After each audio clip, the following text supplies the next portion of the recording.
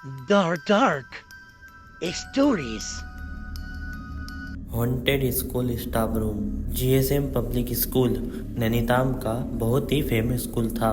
वहाँ बहुत ही रेप्यूटेड घर के बच्चे पढ़ते थे। उस स्कूल का पूरे नैनीताल के आसपास वाले गांव का एरिया का बहुत नाम था। इसलिए रंजना वहाँ एज ए टीचर जॉब करना चाहती थी। रंजना साइंस की टीचर थी और वो 6 to 8 क्लास को साइंस से पढ़ाया करती थी और वो बहुत वक्त से जीएसएम पब्लिक स्कूल में जॉब ट्राई करती थी। फाइनली उसकी जॉब उस स्कूल में लग गई थी। रंजना बहुत खुश थी और वो पूरे जॉब से अपनी जॉब किया करती थी। स्कूल में एग्ज़ाम का टाइम आ गया था और एक दिन रंजना एग्ज़ाम पेपर चेक करने के लिए स्कूल के स्टाफ रूम में लेट तक रुकी हुई थी। उसने अपने पेरेंट्स को बताया था कि स्कूल से लेट आने वाली है, लेकिन चिंता की बात तो तब हुई जब रात के 11 बज गए और रंजना का कुछ अता पता नहीं चला। उसके पापा उसे बार बार फ़ोन करने लगे, मगर वो फ़ोन ही नहीं उठा रही थी। देखते ही देखते 12 बज गए, फिर 3 बज गए और फिर अगले दिन की सुबह होने को आ गई। रंजना के पेरेंट्स बहुत परेशान हो गए थे, इसलिए उसके पापा तुरंत स्कूल के लिए निकल गए और स्कूल के गेट पर ताला लगा था। इसके बाद रंजना के पापा सीधा लोकल पुलिस स्टेशन चले गए और अपनी बेटी की मिसिंग रिपोर्ट दर्ज कराई। ये सब अभी चल ही रहा था कि रंजना के पापा को उसके स्कूल के स्टाफ रूम से एक कॉल आया। उन्होंने तुरंत फोन उठाया और उनके पैरों तले जमीन खिसक गई। वो पुलिस को लेकर फौरन स्कूल के लिए निकल गए। वहां पहुंचकर उन्होंने देखा कि स्टाफ रूम में रंजना की लाश पड़ी है। उसके सर पर गहरी चोट लगी हुई थी और शरीर पर ढेर सारे चोट के निशान थे। पुलिस ने ये सब देखकर तुरंत रंजना के डेथ की इन्वेस्टिगेशन शुरू कर दी। उसके शरीर के निशान सीधा इशारा कर रहे थे कि उसे किसी ने बड़ी बेरहमी से मारा है। पुलिस ने जब सीसीटीवी फुटेज चेक किया तो उन्हें कुछ नहीं मिला।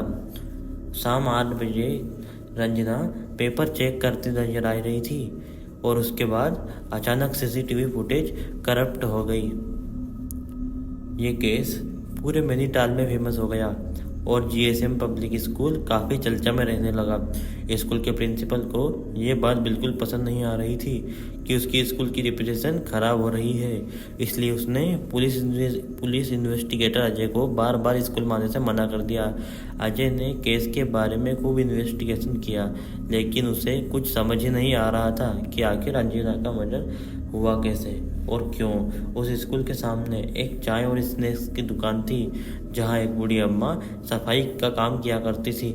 एक बार अजय जब वहां पर चाय पी रहा था तो बूढ़ी अम्मा अचानक से बोल पड़ी कि उस स्कूल में भूत है और उस भूत ने ही उस टीचर को मारा है। और ये सुनकर पहले तो अजय हंस पड़ा, लेकिन फिर कुछ देर बाद उसने सोचा कि वो एक बार रात में जाके स्टाफ रूम में चेक करके ही क्यों ना जाए।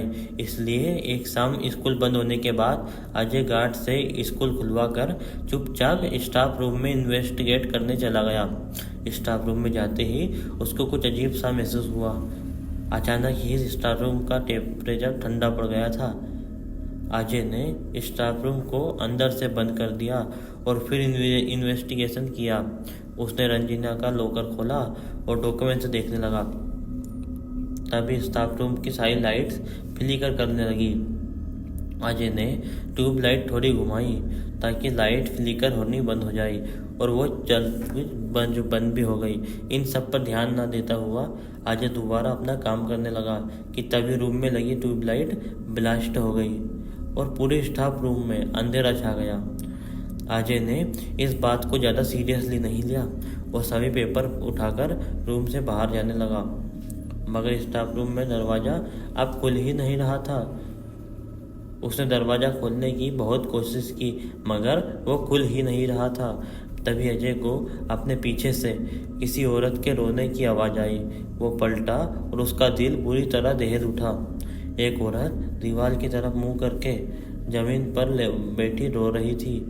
अजय की धड़कनें ये देखकर बहुत तेज हो गई थी, क्योंकि पूरे स्कूल में उसके अलावा कोई था ही नहीं। वो पूरी जान लगाकर दोबारा दरवाज़ा खोलने की कोशिश में लग गया, मगर अगले ही सेकंड वो बर्फ सा वहीं जम गया। वो धीरे से मुड़ा तो उसने देखा कि वो औरत ठीक उसके पीछे है, छत से उल्टी लटकी हुई है। जब उसने ध्यान से उसका चेहरा देखा तो उसकी आंखें फटी की फटी रह गई। वो औरत कोई और नहीं बल्कि रंजना ही थी। उसकी आत्मा उसी स्टाफ रूम में कैद थी। देखते ही ये देखते रंजना की आत्मा छत से कहीं फ्लोट करते हुए उसी कोने में चली गई जहां वो बैठकर रोने लगी। उसने जैसे ही रंजना की आंख में आंख मिलाई, रंजना जोर से चिल्लाई और फिर हवा में कहीं गायब हो गई। अजय उस कोने की तरफ गया। उसने देखा कि स्टाफ रूम की वो दीवार लकड़ी से बनी थी जबकि बाकी दीवारें सीमेंट से बनी थी। अजय ने तुरंत वो दीवार तोड़ दी। जब उसने वहां देखा वैसा कुछ उसने कुछ आज तक नहीं देखा था। उस दीवार के अंदर इंसानी हड्डियां पड़ी हुई थी और हड्डियों के ऊपर खून लगा था और पास में ही एक गले गुड्डी थी जिसके गले पर इंसानी बाल बंधे हुए थे। सबसे चौंका देने वाली बात यह थी कि उस गुड़िया के नीचे एक तस्वीर रखी हुई थी। वो तस्वीर किसी और की नहीं बल्कि रंजना की ही थी। किसी ने रंजना को मारने के लिए और उसकी आत्मा को ट्रैक करने के लिए काला जादू किया था। अजय ने तुरंत गार्ड से पता किया कि स्टाफ रूम के लास्ट लोकेशन कब की गई थी। वो गार्ड ने उसे बताया कि कुछ हफ्ते पहले ही स्टाफ रूम की दीवारों पर पेंट किया गया था। अजय ने गार्ड से रेनोवेशन कराने के ठेकेदार का नंबर लिया और उससे पूछताछ की। पूछताछ में पता चला कि रेनोवेशन का ऑनर तो प्रिंसिपल ने दिया था।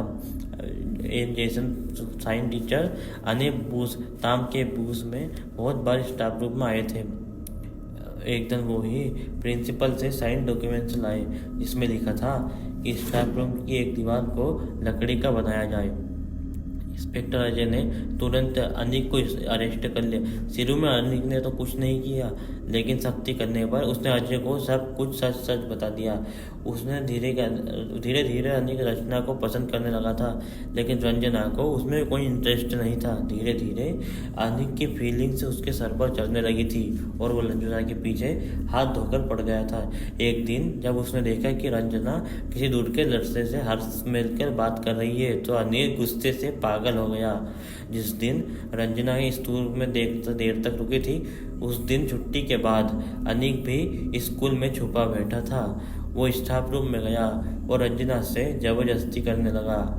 रंजना ने अपने बचाव में अनिक को धक्का मारा मगर अनिक को बहुत तेज गुस्सा आ गया और उसने रंजना का सर टेबल के एक कोने पर दे मारा। रंजना की वही मौत हो गई। इसके बाद अनिक ने उस लकड़ी की दीवार के पीछे कुछ काला जादू करने का सामान छुपा दिया ताकि वो रंजना की आत्मा को वहीं ट्रैप कर सके और जब भी उसका मन चाहे वो उसे जाकर देख सके। अनिक की बड़ी बहन काला जादू करना जानती थी और अनिक ने उसी से ये सब करना सीखा था। अनिक के खिलाफ एक सोलिड केस बनाया और कोर्ट द्वारा उसे उम्र कैद की सजा सुनाई गई। जैसे पब्लिक स्कूल का उस स्टाफ रूम को हमेशा के लिए बंद कर दिया मगर आज भी कई स्टूडेंट और टीचर्स वो दावा करते हैं कि उस स्टाफ रूम से आज भी किसी औरत की रोने की आवाज़ आती है।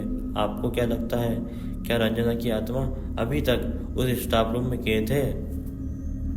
हम उम्मीद करते हैं कि आप लोगों को ये वाली हॉरर स्टोरी बहुत ज़्यादा पसंद आई होगी। अगर आपको ये वाली हॉरर स्टोरी पसंद आई हो तो लाइक कर देना और अगर आप चैनल पर न्यू हो तो चैनल को भी सब्सक्राइब कर देना ऐसी हॉन्टेड स्टोरी हॉरर स्टोरी देखने के लिए। तो मिलते हैं फिर किसी ऐसी दिल दहला देने वाली हॉरर स्टोरी के साथ। तब तक के लिए बाय।